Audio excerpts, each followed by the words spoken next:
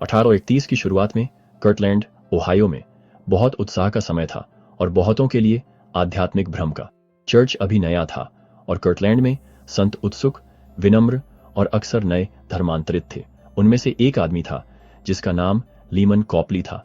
Lehman पहले एक धार्मिक समूह का सदस्य था जिसे शेकर्स या औपचारिक रूप से the United Society of Believers in Christ's second appearing कहा जाता था।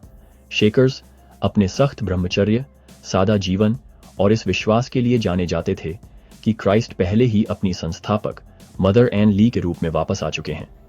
हालांकि लीमन ने रिस्टोर्ड गॉस्पल को स्वीकार कर लिया था और बपतिस्मा ले लिया था, फिर भी उनके कुछ पुराने शेकर विश्वास उनसे चिपके हुए थे।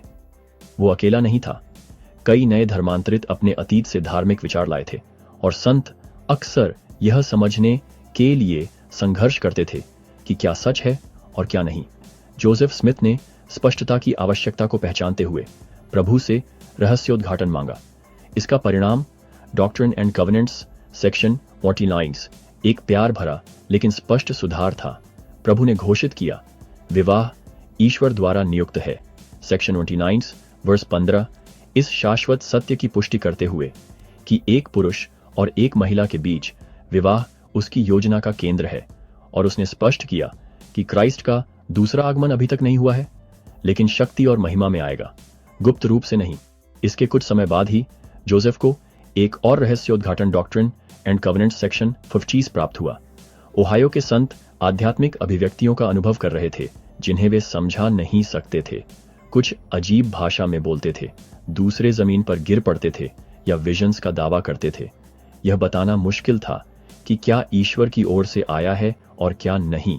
प्रभु ने करुणा और सटीकता के साथ उत्तर दिया, ऐसी कई आत्माएं हैं जो झूठी आत्माएं हैं, जो पृथ्वी पर निकल गई हैं, दुनिया को धोखा दे रही है। सेक्शन 25 वर्स 2 उसने सिखाया कि सच्चाई और प्रकाश हमेशा शिक्षित करते हैं।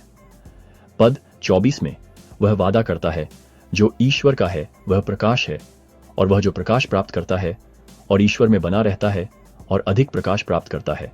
संतों के लिए यह जानना विनम्र करने वाला रहा होगा कि हर आध्यात्मिक भावना या नाटकीय अनुभव ईश्वर की ओर से नहीं था, लेकिन प्रभु ने उन्हें शर्मिंदा नहीं किया। इसके बजाय उन्होंने अपने छात्रों से एक प्यार करने वाले शिक्षक के रूप में बात की, यहां तक कि उन्हें पद 40 में छोटे बच्चे भी कहा और उन्हें याद दिलाया कि वह उनका अच्छा चरवाहा है।